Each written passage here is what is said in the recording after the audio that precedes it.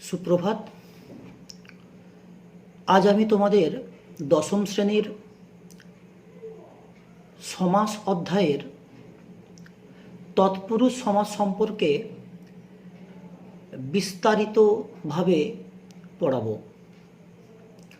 তৎপুরুষ সমাস সম্পর্কে শিখতে হলে কয়েকটা বিষয়ে তোমাদেরকে জানতে হবে। এক, তৎপুরুষ সমাসের সংজ্ঞা।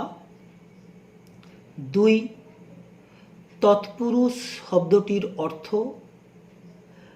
তিন, কেন তৎপুরুষ সমাস নামটা হলো।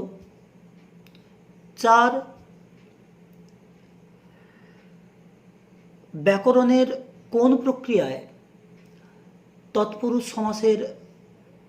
তৎপুরুষ শব্দটি ব্যবহার করা হয়। পাঁচ, তৎপুরুষ সমাসের শ্রেণীবিভাগ সহ তাদের উদাহরণ, ব্যাখ্যা। তো চলো প্রথমে তৎপুরুষ সমাসের সংজ্ঞা তোমাদেরকে একটু পড়ানো যাক। তৎপুরুষ সমাস কাকে বলে না, যে সমাসের ব্যাস বাক্যে অবস্থিত পূর্বপদের কারকবাচক বিভক্তি বা অনুসর্গ সমাসবদ্ধ পদে লোপ পায় বা লুপ্ত হয় এবং সমাসবদ্ধ পদে পরপদ বা উত্তর পদের অর্থই প্রধান হয়, সেই সমাসকে তৎপুরুষ সমাস বলে। আবার বলছি, যে সমাসের ব্যাস বাক্যে অবস্থিত পূর্বপদের কারকবাচক বিভক্তি বা অনুসর্গ সমাসবদ্ধ পদে লোপ পায় বা লুপ্ত হয় এবং সমাসবদ্ধ পদে পরপদের অর্থ প্রধান হয়, সেই সমাসকে তৎপুরুষ সমাস বলে।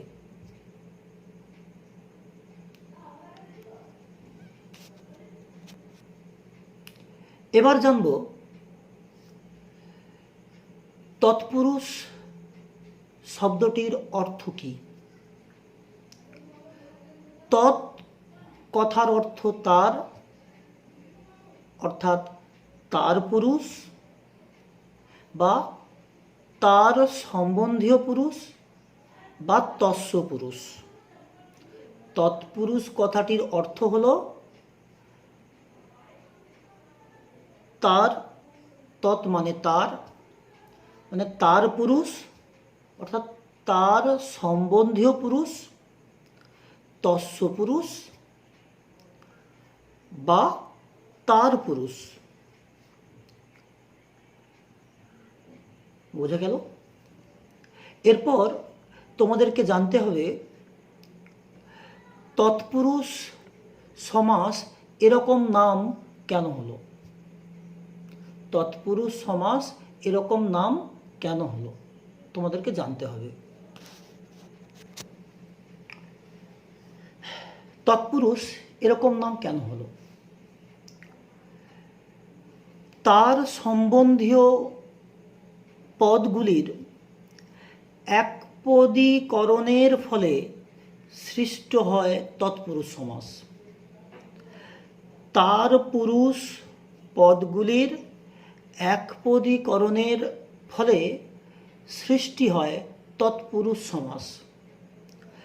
শব্দটি গঠনে পূর্বপদের তার সম্বন্ধীয় বিভক্তির লোপ পায় এবং পরপদের অর্থ প্রাধান্য পায়।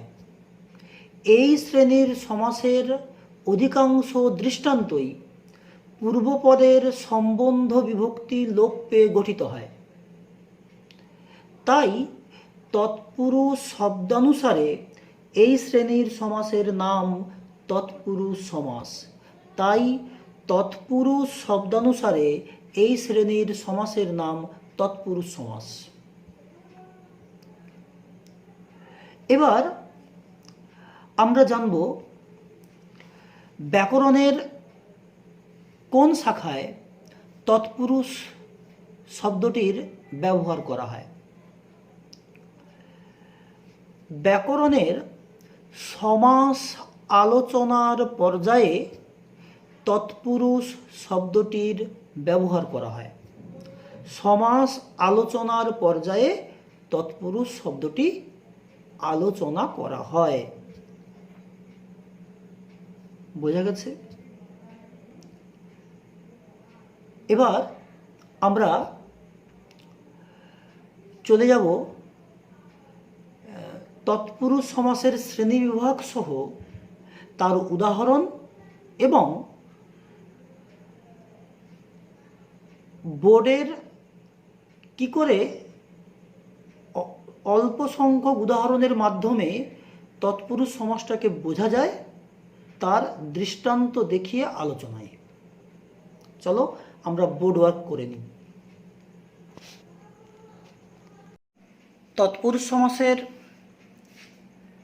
Board work. সমাসবদ্ধ পদে পূর্বপদের কারকবাচক বিভক্তি বা অনুসর্গ লোপ পায় এবং পরপদের অর্থ প্রধান হয়। আমি সংজ্ঞায় বলেছিলাম, সমাসবদ্ধ পদে পূর্বপদের কারকবাচক বিভক্তি বা অনুসর্গ লোপ পায় এবং পরপদের অর্থ প্রধান হয়। এবার আসা যাক শ্রেণী বিভাগে। তৎপুরুষ সমাসকে তিন ভাগে ভাগ করা হয়। তৎপুরুষ সমাস শ্রেণীবিভাগ। তৎপুরুষ সমাস তিন প্রকার। কি কি?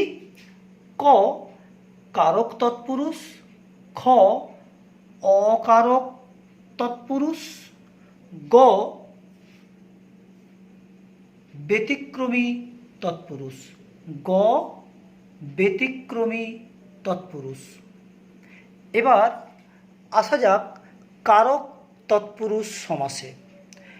কারক তৎপুরুষ সমাস এরকম নাম কেন? কারণ ওই যে বলা হয়েছিল পূর্বপদের কারকবাচক বিভক্তি বা অনুসর্গ লোপ পায়। তাই কারকের যে শ্রেণীবিভাগ, সেই শ্রেণীবিভাগের পর্যায়ের আমরা কর্ম, করণ, অপাদান, নিমিত্ত, অধিকরণ এই কারকগুলোর তৎপুরুষ সমাস নিয়ে আলোচনা করব। প্রথমে আসা যাক কর্ম তৎপুরুষ। কর্মকারকের নিয়ম অনুযায়ী কর্মকারক কীভাবে তৈরি হয় না, ক্রিয়াকে কি বা কাকে দিয়ে প্রশ্ন করলে যে উত্তর পাওয়া যায় সেটা হচ্ছে কর্মকারক। সমাসের ক্ষেত্রে সেটা কর্ম তৎপুরুষ সমাস। যেমন উদাহরণ কি? রথকে দেখা। রথকে দেখা সমান রথ দেখা। দেখো আমি রথকে, কের নিচে দাগ দিয়েছি। কি বা কাকে দিয়ে প্রশ্ন করলে কর্মকারক হতো। এখানে সমাস, সমাসের ক্ষেত্রে কর্ম তৎপুরুষ সমাস। কাকে দেখা? রথকে, তাই রথ দেখা। দেখো পূর্বপদের কে বিভক্তি সমাসবদ্ধ পদে লোপ পেয়েছে। রথ দেখা এই সমাসবদ্ধ পদে কিন্তু লোপ পেয়েছে।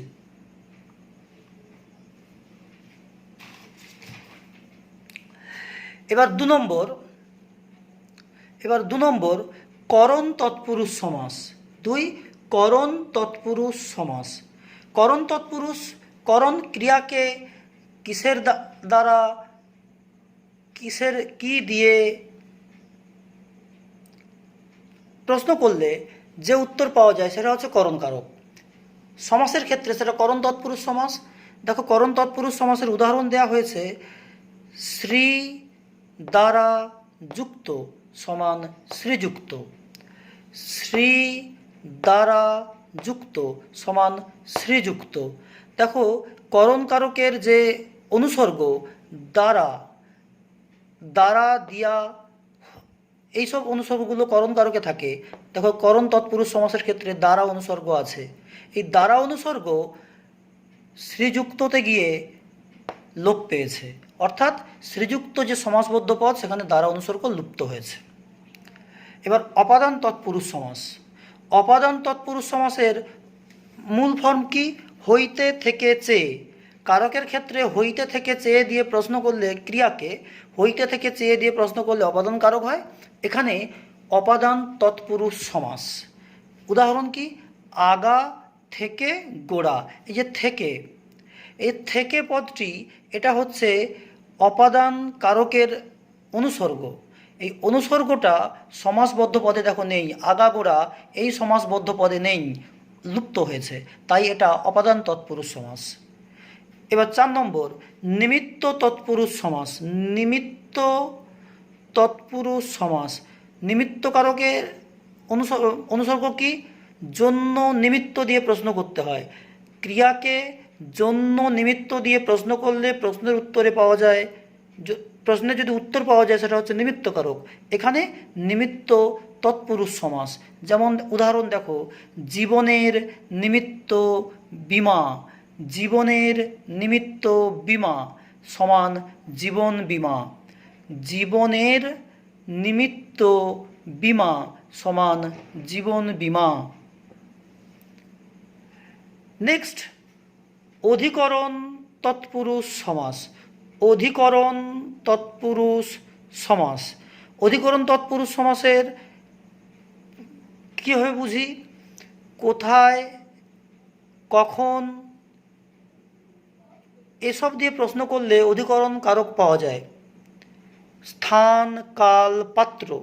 এখানে দেখো অধিকরণ তৎপুরুষের ক্ষেত্রে, অধিকরণ তৎপুরুষের ক্ষেত্রে দেখো উদাহরণ আছে, গাছে পাকা সমান গাছ পাকা। গাছে এ বিভক্তি, কোথায় পাকা? গাছে পাকা সমান গাছ পাকা। দেখো সমাসবদ্ধ পদে এ বিভক্তিটা উঠে গেছে, এ বিভক্তি নেই। এটা গেল কারক তৎপুরুষের ব্যাখ্যা। এবার হচ্ছে অকারক তৎপুরুষ। তোমরা জানো সমাসের কারকের ক্ষেত্রে অকারক হলো দুটো, সম্বন্ধ পদ আর সম্বোধন পদ। আমরা সম্বন্ধ পদটাকে সম্বন্ধ তৎপুরুষ সমাস হিসেবে দেখব। সম্বন্ধ পদ কিভাবে চেনা যেত? সম্বন্ধ পদে র এর বিভক্তি থাকতো, এখানে তাহলে র এর বিভক্তি উঠে যাবে, লোপ পাবে, কারণ তৎপুরুষ সমাসের তো এটাই একটা শর্ত, বৈশিষ্ট্য।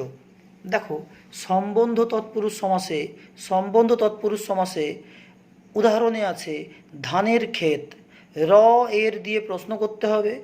ধানের ক্ষেত একটা সম্পর্ক বোঝাবে, সম্পর্ক বোঝাচ্ছে ধান ক্ষেত। র এর বিভক্তি, এর বিভক্তি এটা কিন্তু উঠে গেছে। 2 ব্যাপ্তি তৎপুরুষ সমাস। ব্যাপ্তি, ব্যাপ্তি মানে বিস্তার, বিস্তারিত অর্থে যদি বোঝায় তখন তৎপুরুষ সমাস যদি হয় তবে সেটা হবে ব্যাপ্তি তৎপুরুষ সমাস। যেমন দেখো জীবন ব্যাপী আনন্দ সমান জীবনানন্দ। জীবন ব্যাপী, এই যে ব্যাপী, এই ব্যাপী কথার অর্থ বিস্তার, বিস্তৃত, সুতরাং এটা ব্যাপ্তি তৎপুরুষ সমাস। 3 ক্রিয়া বিশেষণ তৎপুরুষ। ক্রিয়া বিশেষণ তৎপুরুষ। দেখো নিম মানে অধ, ভাবে রাজি, নিম রাজি। দেখো ক্রিয়া বোঝাচ্ছে, ক্রিয়া, ক্রিয়া বোঝাচ্ছে, তাই এটা ক্রিয়া বিশেষণ তৎপুরুষ। ক্রিয়া এবং আবার বিশেষণ, ক্রিয়া এবং বিশেষণ দুটো মিলিয়ে এই সমাস হচ্ছে বলে ক্রিয়া বিশেষণ তৎপুরুষ সমাস।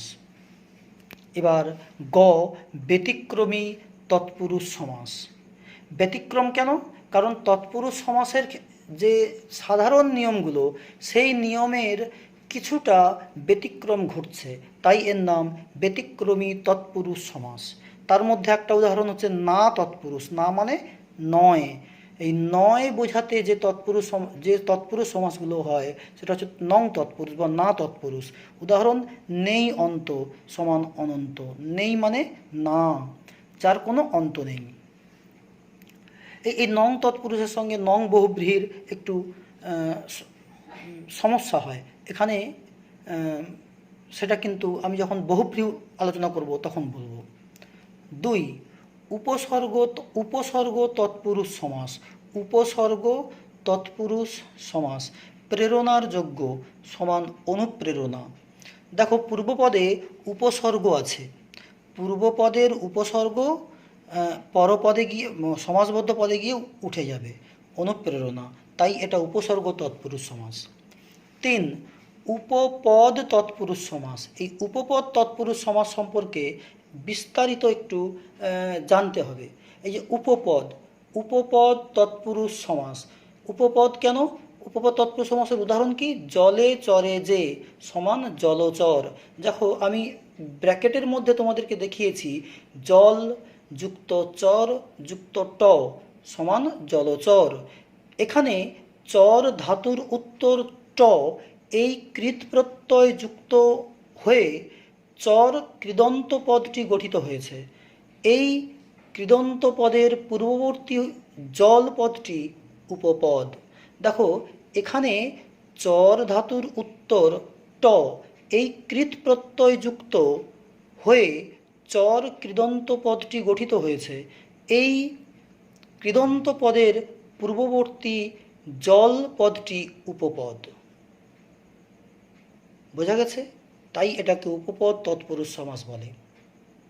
তাহলে বিস্তারিতভাবে আমরা তৎপুরুষ সমাসের যে চার্ট, সেই চার্ট তোমাদের সামনে আমি তুলে ধরলাম এবং তার আলোচনা করলাম। তোমরা বাড়িতে তৎপুরুষ সমাস সম্পর্কে বিস্তারিত পড়াশোনা করবে। এরপরে আমরা আলোচনা করব কর্মধারয় সমাস সম্পর্কে।